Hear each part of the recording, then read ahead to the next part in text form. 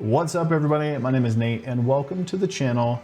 I have my top 10 Holy Grail fragrances here. Even from an early age, quickly stole the spotlight with his brilliant and unique mind. These are the top of the top for me. They're the best in the game for me. No one else has these but me for me. Perfume is the absolute pinnacle of subjectivity. That's why I'm going to share with you the best. Love it or hate it, Allure Homme Sport Eau Extreme is the Holy Grail of freshies. Everyone dupes it. Everyone says that this is a lame mumbo jumbo. And that's when you know you hit the big time, folks. When people are trashing you left and right, when people are bashing on you, saying that you smell basic, that's when you know you've hit the pinnacle of smelly good juice. You got a lot of freshness, cleanness, and it's got this like beautiful tonka kind of accord in the base, giving it kind of this creaminess about it, but it's super pleasant, it's fresh, aromatic, and it's unstoppable. Did I mention that? Yeah, unstoppable. Now, if you're interested in any of these fragrances, Fragrance World or Lattafa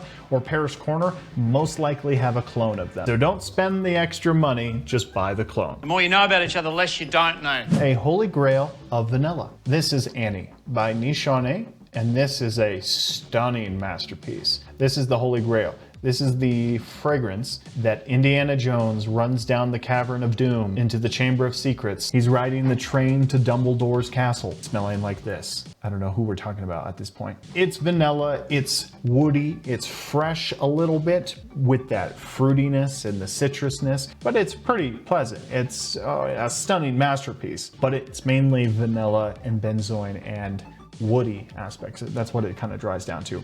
It kind of smells like a Bath and Body Works kind of chick if you're like really particular. If you just want to smell amazing and like get your neck chewed on when you're on your date or whatever, or wherever you're at. Hopefully you're not at the office and you're getting your neck chewed on, because that's sexual harassment. That's not good. Unless you like that kind of thing, then wear this. I forgot to mention right before I hit record, I knocked over my shelf right here, this little guy, and it knocked over all my Holy Grail fragrances, and I was literally watching in slow motion all the Holy Grail fragrances hit the ground, and I'm like, what's gonna break? I'm at the point in my life where people have left, situations just get horrible and horrible. If my Holy Grail fragrances have to go, let them go. Can't control your Holy Grail fragrances or people, you can't control it. This is Citron Intense. This took a dark turn.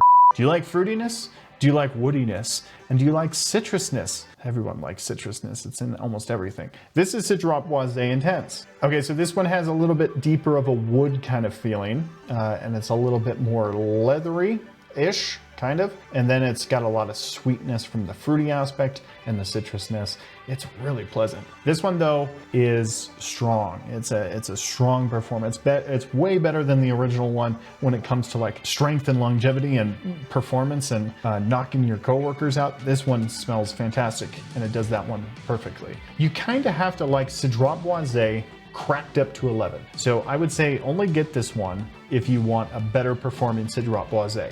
And if you don't know what Citron Boisé smells like, you're out of luck. I'm sorry. Just buy a sample. I have a clone here, but I love the original. This one is called Euphoric Oud, and this is from Fragrance World. And I love me some Oud for Happiness. So I'm gonna put Oud for Happiness in my Holy Grail fragrances, but I'm gonna showcase this one because I have it. It's cool. Anyway, I have a little sample of Oud for Happiness. This is citrus vanilla.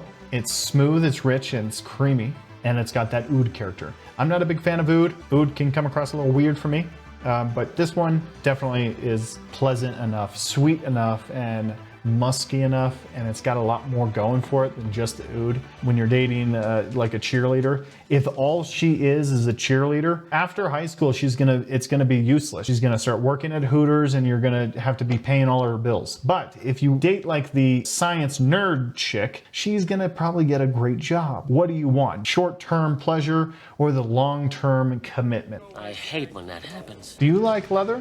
I love leather. Ombre leather is one of my other favorite Holy Grail fragrances, and I'm pretty sure that a Holy Grail means that there's only one of them. So why is this a top 10 I feel like Tom Ford Ombre Leather is the best leather fragrance in the world. Yes, that's a broad statement. Probably not true. I'm just gonna go with it for this video. So you got a lot of like floral aspects with jasmine in here to balance out the leather, but the leather is so smooth. It's a designery kind of leather, so it's nice and robust. The main reason for Tom Ford, they want you to spray it on in the store and just buy it right there. And that's what they do essentially with this one. So it's got a lot of soft, spicy cardamom in here, and the floral aspects with the jasmine, very beautiful, and it comes across so pleasant. But the leather is kind of toned back in a way where it's smooth, rich, and it's creamy, and it's nice. Very pleasant. Some of the best stuff, really.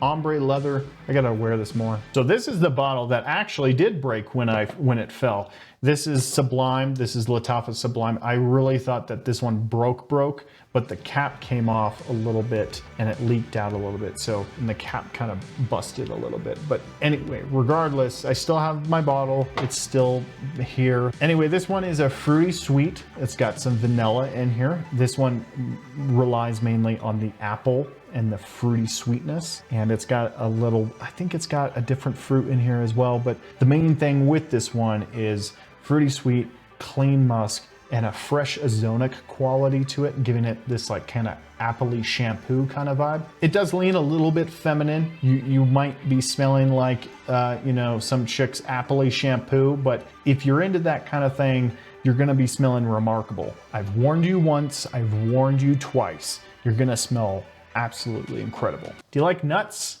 It has a rich vanilla in here, and it's also got this chestnut kind of smell to it. It smells like the holiday times. This one also has a rich rum accord to it, which is just pleasant. This is stronger with you, absolutely. And it's kind of harder to find, but if you can find it, definitely scoop it up. It's definitely worth adding to the collection if you kind of like some heavy vanilla gourmand kind of smells.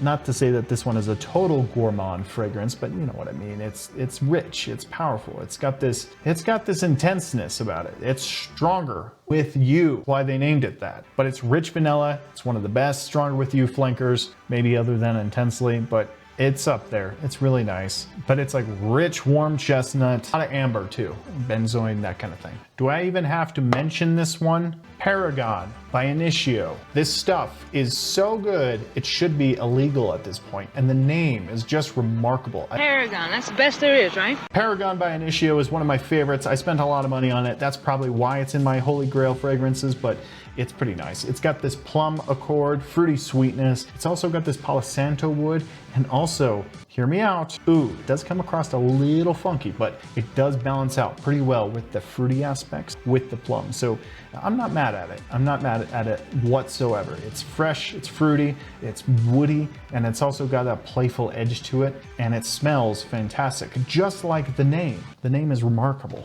This next one is great. Jean-Paul Gaultier La Malle Le Parfum. And there's a lot of talk about the elixir, and I have yet to pick it up because I am a self-absorbed, broke fragrance reviewer. That's me. This one takes the La Malle DNA, adds some spices to it, adds some richness to it, and it adds an iris accord, which gives it this kind of like powdery smell to it, florally powdery. It's not like a baby powder, but it does come across a little powdery. Regardless, it smells absolutely sexy. You got a lot of spice in here, but it's also got that vanilla and the signature La Malle kind of thing. Just try it. It's really great. Maison Alhambra has a clone of it. I think it's called Glacier Noir. You know, try that one out too. It's probably like $10. It's getting ridiculous. Before we get to the number one, I wanted to quickly mention YSL Eau de Parfum. I didn't add this one in because, you know, I'm a jerk, but I think that this one is sexy, and this could be like my number one